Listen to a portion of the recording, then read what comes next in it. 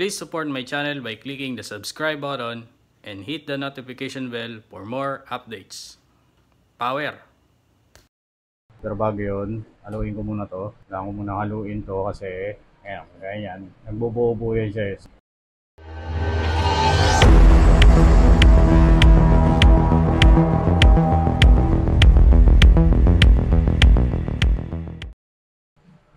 So, magandang araw. Moto5 here. Yan, nandito tayo sa ating paint booth. Kaya may napapansin kayo. Meron tayong naka-display ngayon na banner dito, no? Na Nippon Paint. Yan, Japan's #1.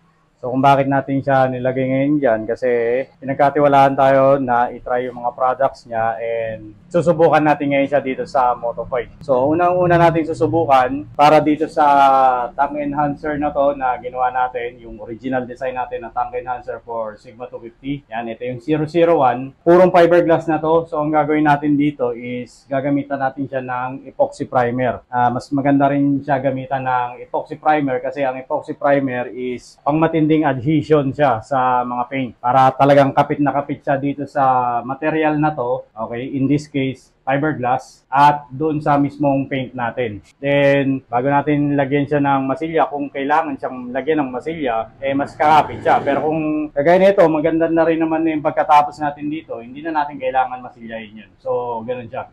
Ang product na susubukan natin ngayon is itong Nippon Epoxy Primer. Yan. Ito yung kanyang catalyst or yung hardener. Ang ratio nito is 2:1 yung base. Dalawa nito and isa nito. Tapos, dadagdagan lang natin siya ng thinner na specific dito sa Nippon na to. Okay? So, in this case, yung SOB 696 na fast dry na thinner ng Nippon. So, binigyan tayo dito na nakalagay sa lalagyanan na to. 20 to 30% lang nito ang ilalagay natin doon sa mixture netong 2:1 na to ng epoxy primer. So, bali, 2:1, dalawa nito, isa nito, then 20% to 30% lang nito ng reducer natin. Okay, so fast dry to. So, mamaya, pag sinubukan na natin siya, 30 minutes lang, touch dry na siya, tapos 2 hours, pwede na siyang liyahin. Pero napansin ko, kahit hindi naman siya 30 minutes talaga, basta mag-flash off lang siya, pwede na siyang liyahin. Bago natin gamitin yon, mamaya, para talaga mas kapit na kapit to, kasi minsan kapag nagpipintura tayo, hindi natin namamalayan. Bago tayo nagpintura, may nahahawakan tayong mga wax, mantika, kung galing tayong kumain, or grasa. So, ang gagawin natin dyan, gagamitan natin siya nitong Nippon na degreaser. Okay, ito yun siya. Yan, provided din to na gagamitin natin degreaser para pupunasan muna natin siya para masigurado natin na walang contamination tong pipinturahan natin na to. Papakita ko rin sa inyo kung paano natin siya ihahalo. Then, diretso na tayo pintura. So, yun. Okay, so, yun. Simulan natin magtimpla. Ang kailangan ko lang naman is hindi ganun karami para sa mga pipinturahan ko. So, gawin natin. Meron tayong weighing scale dito. Ang kailangan ko lang dito is 100 grams. Lagay muna natin sa 0. Bago yun, haluin ko muna to. Kailangan ko muna haluin to kasi, ayan, ganyan. Nagbubuo-buo yan siya. Ito kasi yung epoxy primer, ito yung nagsisilyado sa mga bakal para hindi kalawangin. Ganon din sa ibang materyales. Kumaga pinoprotektahan niya. Medyo nalusaw na. Okay, nahalo na natin siya maigi. Lusaw na siya.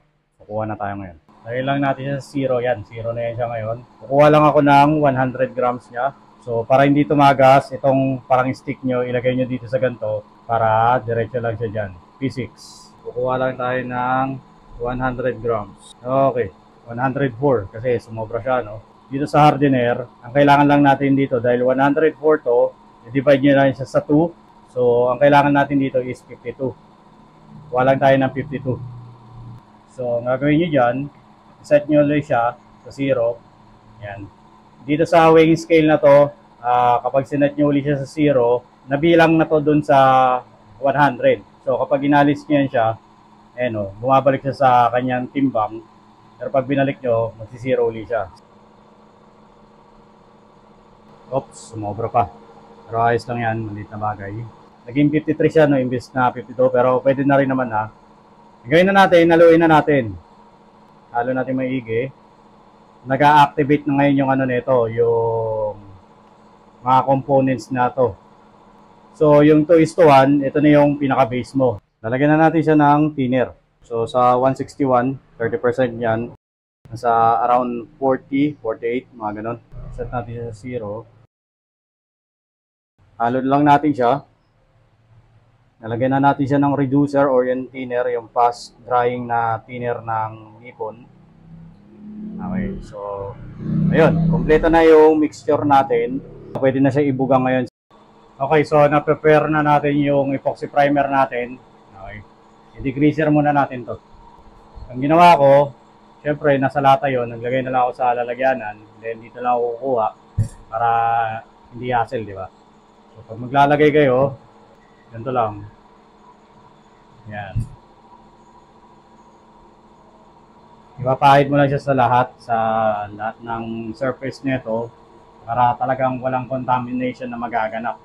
Mas mainam kapag naggaganto kayo, huwag niyo siyang hugasan ng sabon. Okay? Kasi kapag hinugasan niyo ng sabon yan, may natitira pang mga residue yan. So pag may mga natitirang residue, magiging contaminated yung pipinturahan nyo. Kahit na sobrang banlawan nyo pa yan. So, mas safe, degreaser ang gamitin. Actually, gumagamit na ako ng ibang degreaser dati, pero mas maganda tong degreaser ng Nippon kasi bukod sa walang masyadong amoy, talagang natatanggal niya yung dapat matanggal. Damay na rin pati alikabok. Pag okay na, pwede na natin to bugaan. Okay, game. Saradahin na natin to. Siguraduhin nyo pala na may sarili kayong spray gun para sa mga primers. So ako, mayroon akong spray gun na para sa mga primers. Iba pa yung para sa base coat at iba rin yung para sa top coat. So ito kasi medyo magagaspang yung mga ginagamit natin dito. Ayaw natin sumama to sa kulay or sa top coat. And yun nga, meron kayong gauge at saka water and oil separator. Bukod doon sa main na water oil separator natin doon sa compressor. So para masigurado, gumamit tayo ng filter kapag maglilipat tayo ng pintura sa spray gun.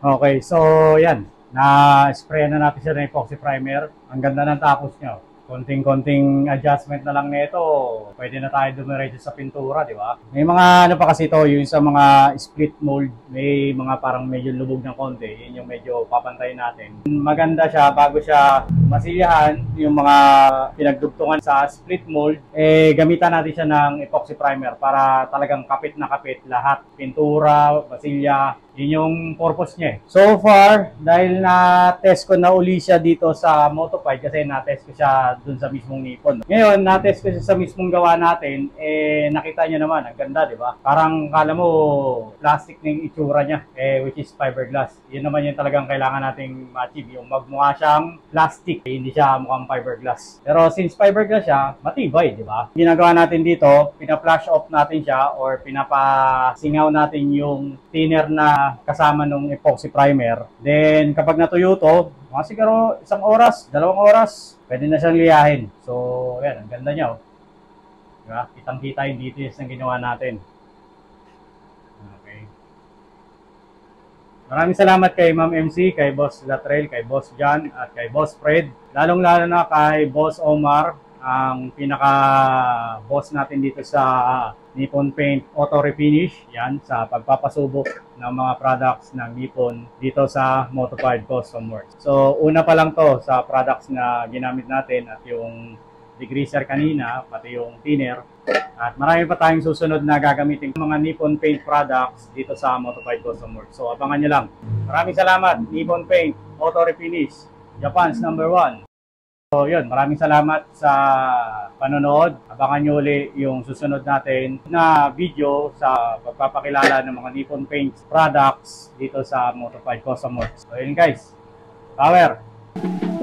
Maraming salamat pala kay Boss Fred, kay Ma'am MC, kay Ma'am Latrell, at kay Boss John Dulo. Maraming salamat kay Boss Omar sa